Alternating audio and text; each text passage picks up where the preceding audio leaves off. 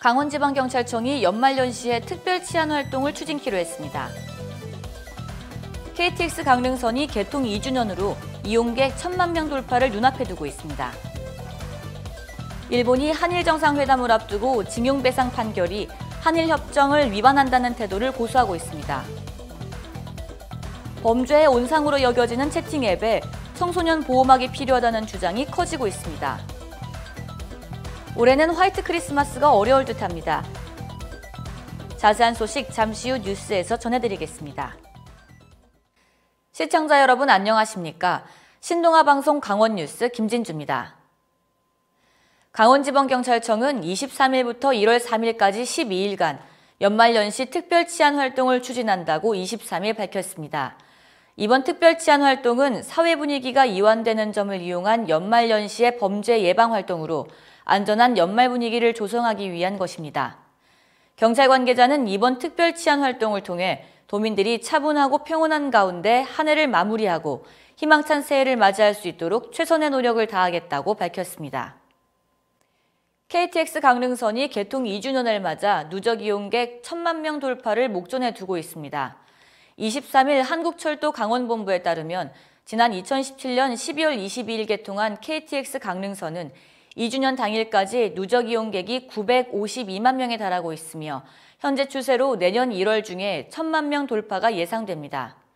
KTX 강릉선은 2018년 동계올림픽 성공 개최를 위한 핵심 수송로와 도내 관광, 경제발전 목표를 겸해 건설됐습니다. 한편 코레일 광원본부는 개통 2주년을 맞아 지난 22일 강릉역에서 문화공연과 다과 제공 등 기념행사를 열었습니다. 한일 정상회담을 앞두고 일본은 한국 대법원의 판결이 한일 청구권 협정에 위반된다는 기존 입장을 여전히 고수하고 있습니다.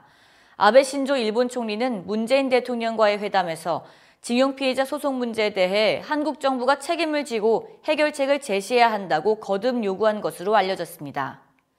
징용 문제는 1965년 한일 청구권 협정으로 모두 해결됐으며 일본 기업이 피해자에게 위자료를 지급해야 한다는 한국 대법원 판결은 협정에 위반된다는 기존 입장을 되풀이하고 있는 것으로 전해졌습니다. 채팅 앱에서의 청소년 대상 성범죄 문제가 끊이질 않고 있어 처벌 대상이 되는 기준인 의제 강간 연령을 상향해야 한다는 주장이 커지고 있습니다. 만 13세에서 16세 미만의 궁박한 상황을 이용해 간음한 경우 최소 징역 3년으로 처벌하도록 하는 아청법 개정안이 시행됐지만 정의가 모호하다는 지적이 많습니다. 전문가들은 해외의 경우 미성년자를 상대로 성적 침해가 발생하도록 방치하는 앱도 법적 처벌을 묻게 되어 있다며 참고할 필요가 있다고 설명합니다. 올겨울은 유난히 포근합니다. 우리나라 주변의 날씨 흐름이 북쪽의 냉기가 흘러내려오는 걸 견고하게 막고 있어서 높은 기온 탓에 눈보다는 비나 진눈깨비만 자주 내리고 있습니다. 성탄절 당일에도 눈 대신 일부 남쪽 지역에서 비가 내릴 걸로 보여서 화이트 크리스마스를 기대하기는 어렵겠습니다. 기상청은 평년보다 포근한 날이 다음 달 중순까지도 계속되면서 눈을 보기 힘든 겨울이 지속될 것이라고 내다봤습니다. 이상으로 뉴스를 마치겠습니다. 시청해주신 여러분 고맙습니다.